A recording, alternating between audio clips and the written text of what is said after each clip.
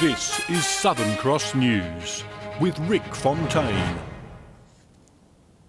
Good evening, everyone. First-time Labor candidate Joe Seeker looks likely to secure the seat of Pembroke in an upset for high-profile independent Doug Chipman and the Liberals' James Walker.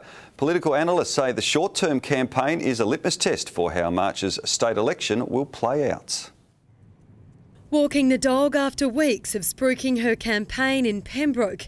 Labor's Joe Seeker quietly confident after claiming almost 34% of the first preference votes in yesterday's by-election. It's been such a fast-paced month. It's been from 0 to 100 in no time. By late this afternoon, the 38-year-old had secured 2,700 more primary votes than James Walker and 3,000 more than Doug Chipman. I think they can see that I'm there to do it seriously, and that's what I do if elected. And it's a strong position to be in. There'd need to be a very strong ratio of votes from Chipman going to Walker ahead of Seeker for that to be changed. But the Liberals' self-professed underdog says he's proud of how he's polled, and negative campaigning against Clarence Mayor Doug Chipman worked in his favour. I've out-polled the red-hot favourite by a comfortable margin. I think that shows that I actually did work hard on the ground. But it's not a clear defeat, with the latest numbers showing him ahead by just 200 in provisional votes. Political analyst Richard Herr says he's surprised in the Liberals' significant drop in support in the area. The seat is vacant due to much respected Liberal Vanessa Goodwin having to recently resign due to ill health. Certainly, when you look at the electoral figures, it's not necessarily a safe Labor area. And they're obviously not buying what the Liberals are trying to sell here. They've chosen a progressive woman, potentially, to represent them in the upper house because they're looking for change. If Labor wins, it is a worst case scenario, because the last thing, in my view, Tasmania needs is a larger bloc in the upper house. An announcement on who will officially secure the seat has not yet been made. Counting will continue into the evening. I think both parties will be looking at these to find out what sold and what didn't sell in Pembroke, and that made Pembroke a very interesting pre-election election. Louise Hedger, Southern Cross News. A 34-year-old man remains in a stable condition after being wounded by gunshots in Bridgewater last night. Tasmania Police says the targeted attack, where 4 shots were fired into the man's home, occurred about 3:30 this morning. The man was treated by ambulance at the scene and he was later taken to the Royal Hobart Hospital. Investigations are continuing. An 18-year-old driver involved in a serious car crash on Friday night remains in a critical condition. Police say the man from Forth failed to negotiate a bend on Isandula Road in Gawler, which caused his car to veer off the road and hit a tree. The car rolled onto its roof where the P-plater was trapped unconscious. He was rushed to the Northwest Regional Hospital with serious injuries before being airlifted to the Royal Hobart Hospital. The 49-year-old passenger from Gawler walked away from the incident with a minor injury. Motoring enthusiasts were treated to a visual feast in Hobart today, with the Moona Rotary Club hosting its annual Festival of Wheels at the Derwent Entertainment Centre, showcasing a collection of around 130 classic and exotic cars, as well as motorbikes. We've got fire tenders, we've got buses, we've got every conceivable type of vehicle you could want, all as an attraction to raise money for the Menzies Centre, and in particular research into men's health. The Festival of Wheels is now in its second year. Hundreds of cyclists from across the world braved difficult conditions in the ultimate test of determination. The Peaks Challenge Cradle mountain ride saw 300 cyclists travel 235 kilometres through Cradle Mountain and back to Devonport in less than 13 hours. The ride has been dubbed one of the most challenging in the world. Sharp climbs and down steep hills. For 13 hours, these riders have endured the unknown roads of the northwest, braving challenging conditions. The 235-kilometre ride includes more than 4,000 vertical climbs, but for the winner, that wasn't the hardest part. The hills are tough, but it's the mind games. It's just the constant mind games. It's and I think that's what keeps you going, though. You know, 1 second you're on a high, next thing you want to stop, next thing you're like, oh, feeling pretty good again.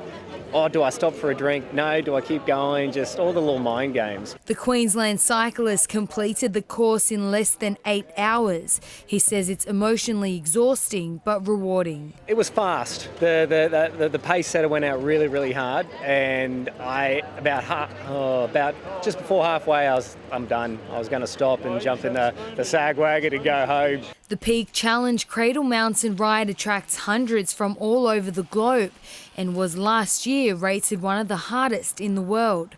More than 300 riders crossed the finish line with burning legs and beating hearts.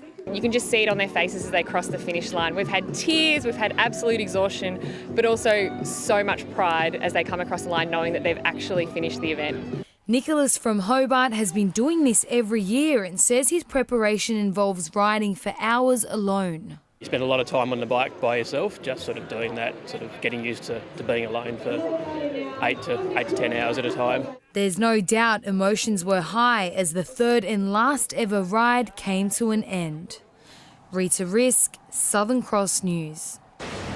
Around 200 people have banded together on the Margate foreshore to help battle brain cancer in the 4th edition of the annual Walk for Brain Cancer event, helping to raise funds and awareness for the Cure Brain Cancer Foundation. People here today, obviously, who have lost loved ones, some of them a long time ago, some of them very recently, and it's a very raw situation for them. It's about hope. It's about hope for the people who are here who are living with a brain tumour. There was a short memorial service before the 2-kilometre walk along the banks of Northwest Bay. The foundation is the largest dedicated charity for a disease which kills more Australian children than any other.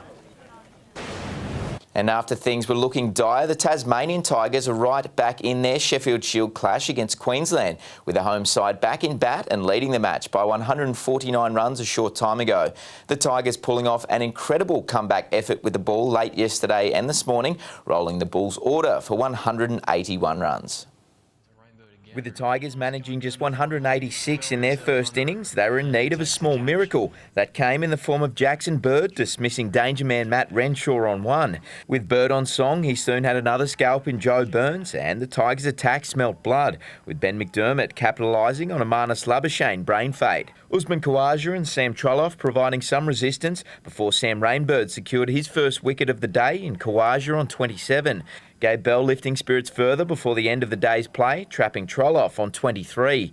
Beginning day 2 on 5 for 79, Jack Wildermuth notched up some much-needed runs for the Bulls, but Rainbird chipped away till he had Jimmy Pearson bowled over on 14.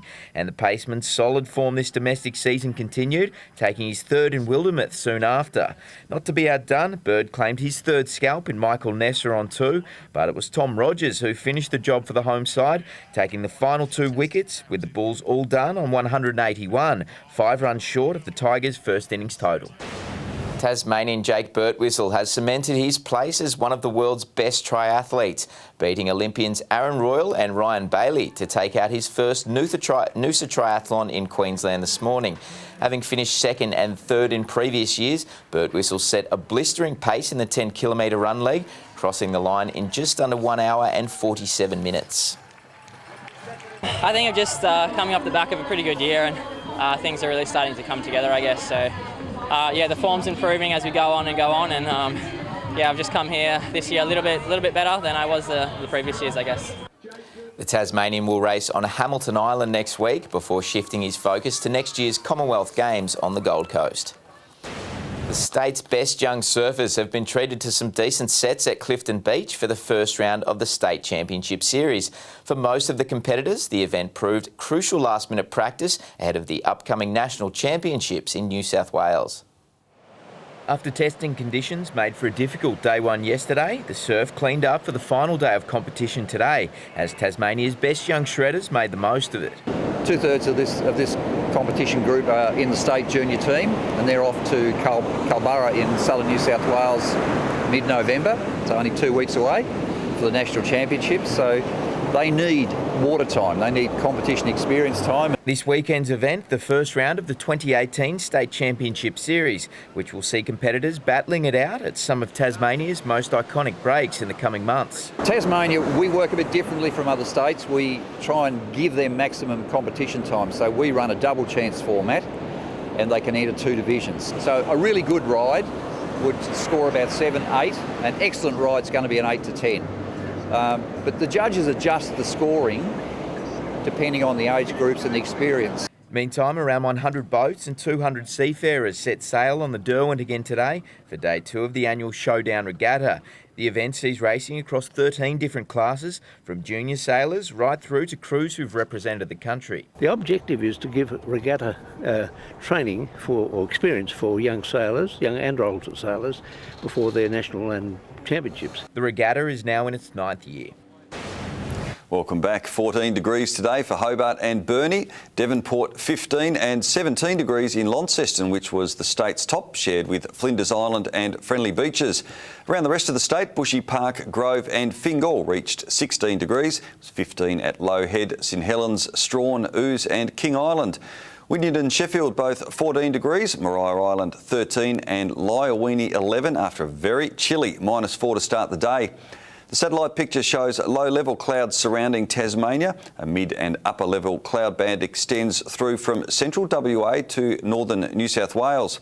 On the close-up you can see a mainly cloud-free state, except for some low-level cloud in the southwest and some afternoon convection in the interior. Tomorrow's chart shows a cold front approaching southwest Tasmania in the morning. A near stationary high-pressure system is over the Central Bight. A low pressure trough runs up the WA coast and right through central Australia to a low near Canberra. Taking a look now at the boating, and there will be west to northwesterly winds 20 to 30 knots, tending southwesterly early in the evening. Variable winds 5 to 15 knots, becoming west to southwesterly 10 to 20 knots around midday over all but the east coast. They'll increase to 15 to 25 knots in the afternoon. Winds generally tending southwesterly 15 to 25 knots in the evening, seas rising to 2 to 3 metres. Strong wind warning is current for lower eastern and southern coastal waters from Wineglass Bay to Low Rocky Point. Now, taking a look to tomorrow's forecast, Hobart will be 19 with a possible late shower. More showers for Dover and Ouse, both 17. Bit of early fog for Launceston before a sunny day, 21 degrees. Sunny conditions for Devonport and Scottsdale as well. Burnie getting the sunshine also, 18 degrees, while Strawn and Stanley can expect some showers. Sunny for St Helens and Swansea, both 20 degrees, and some early fog for Ross, and also 20. The UV's 7s around the state, with Burnie hitting 8s. Looking ahead to Tuesday, there'll be showers about the west and south, but fine elsewhere. More showers for the west and far south on Wednesday, fine elsewhere with patchy morning frost. The west and far south will see the showers clearing during the afternoon on Thursday, be fine for the rest of the state. Sunny conditions ahead for Adelaide, Perth and Cairns, with storms for Sydney, Brisbane and also Darwin. And right now, partly cloudy in Hobart and 12 degrees, also partly cloudy in Launceston, 13, and it is clear in Devonport and 12 degrees. Well, that is all your news for now. Thanks very much for joining us. Have a great Sunday. I'm Rick Fontaine. Good night.